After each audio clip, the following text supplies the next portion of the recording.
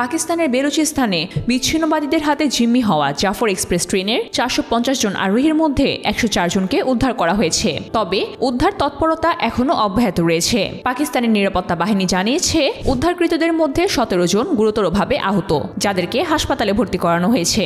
অন্যদিকে বাকিদের উদ্ধারের জন্য ব্যাপক তৎপরতা চালিয়ে যাচ্ছে নিরাপত্তা বাহিনী। বিচ্ছিন্নবাদীদের সঙ্গে তুমুল লড়াই চলছে এবং ইতিমধ্যে 16 জন বিচ্ছিন্নতাবাদী হওয়ার খবর পাওয়া গেছে।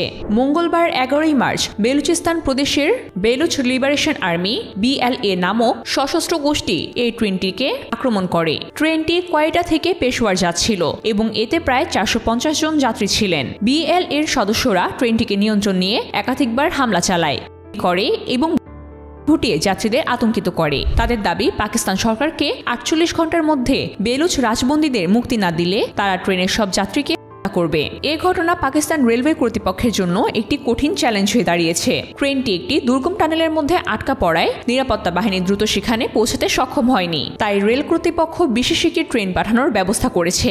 নিরাপত্তা বাহিনী ওই এলাকা সম্পূর্ণরূপে নিরাপদ ঘোষণা না করা পর্যন্ত রেল চলাচল বন্ধ রাখা হয়েছে।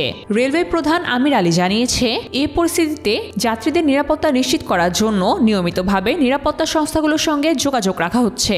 বিচ্ছিন্নতাবাদীরা এ হামলার পর পাকিস্তান সরকারকে কঠোর হুঁশিয়ারি দিয়েছেন এবং জানিয়েছেন যে কোনো উদ্ধার অভিযান চালানো হলে তার পরিণতি ভয়াবহ হবে। তবে পাকিস্তান সরকার জানিয়েছে ট্রেনটিতে 100 সেনা সদস্য ভ্রমণ করছিলেন এবং কিছু সেনা সদস্যের সঙ্গে গুলি বিনিময় হয়েছে।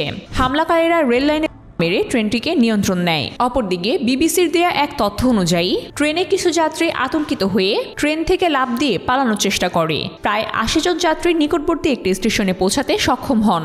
এদের মধ্যে 43 জন পুরুষ, 26 জন নারী এবং 11টি শিশু ছিলেন। বেলুচিস্তানে বিদ্রোহীদের সশস্ত্র হামলা নতুন কিছু নয়। বেলুচ লিবারেশন আর্মি দীর্ঘদিন ধরে বেলুচিস্তানের স্বাধীনতার দাবিতে সশস্ত্র বিদ্রোহ চালিয়ে আসছে।